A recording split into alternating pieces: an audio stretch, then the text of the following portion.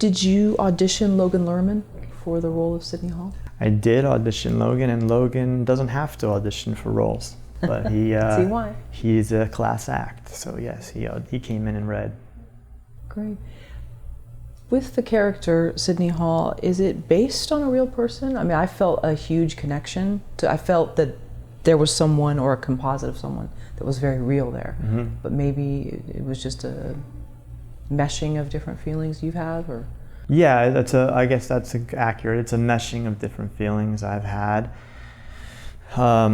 Particularly the unfortunate byproduct, I think, of when you're into your art or your writing or whatever, which is to be self-indulgent and to ignore people who are around you and to not pay attention and not be present, was something that I don't like about myself, something that I wanted to implement into Sidney Hall.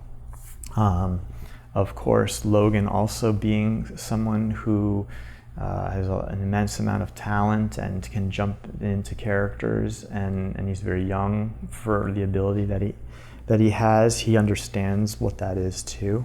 It's I just saw Phantom Thread, and that character, he's so into his thing, it's like he doesn't even know someone's sitting at a table with him.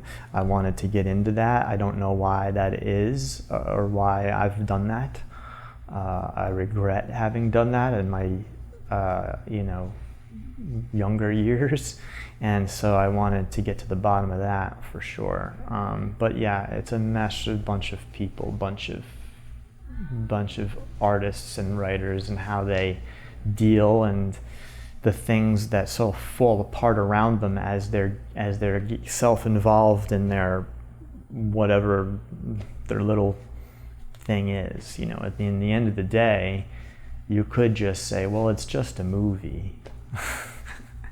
But most often when you're writing a screenplay, you want to write Citizen Kane, and you want to write the great movie. And it can never be just a movie when you're writing a screenplay. You're aiming for the heavens, right? And so when you're in it like that.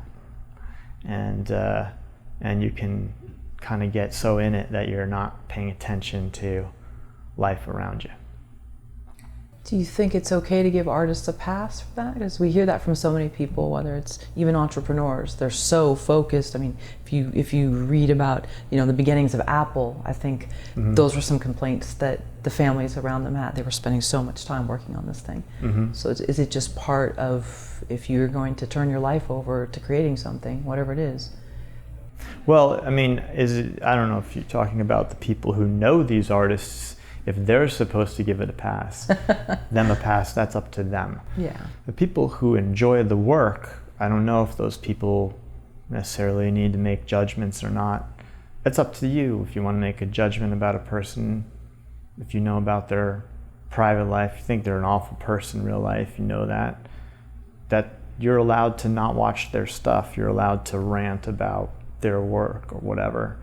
Obviously, we know there's some beautiful artists, people like Picasso, who were very damaging psychologically to the people around them.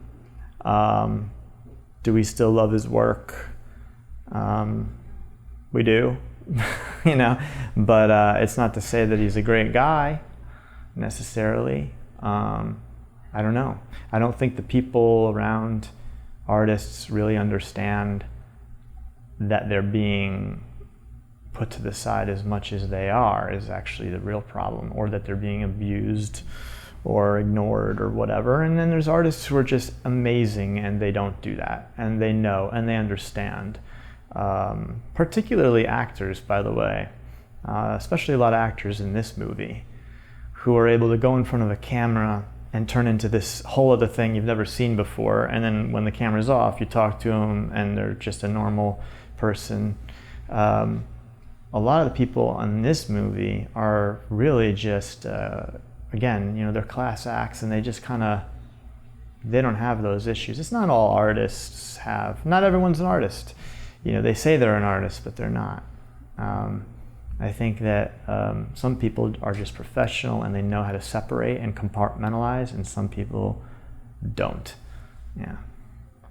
What's interesting was that Sidney he was like three different people in the film. So Yeah. you have the beginning where, you know, he's bullied and he doesn't sort of fit in, and that's sort of what makes his writing beautiful, is because of that. So if he had been the jock character, it might not have turned into that. But then as a result of that, kind of what happens when someone gets their comeuppance, so to speak. Yeah. And it might just be a natural part of that, Yeah. having been the misfit for so long. So Yeah. I think a lot of people that have been in high school in that situation can probably relate to that in some sense. I also think, you know, today, in this day and age, it's more often than it used to be. In other words, in this day and age, it feels like if you were made fun of in school, in high school, or you were like bullied, or you were like nobody, you know, you were a misfit or whatever, then later on, you become editor of the New Yorker or something, you know what I mean? And Right. you like have power, and you're allowed to have an ego and all that kind of stuff. And it's sort of, you know, you can overstep boundaries when that happens, because you're compensating for something you never had, popularity. That's a good point. I think it's embraced more. You know, Yeah. it's a rite of passage. Oh, they were bullied. Okay, that explains it. Yeah, So, yeah.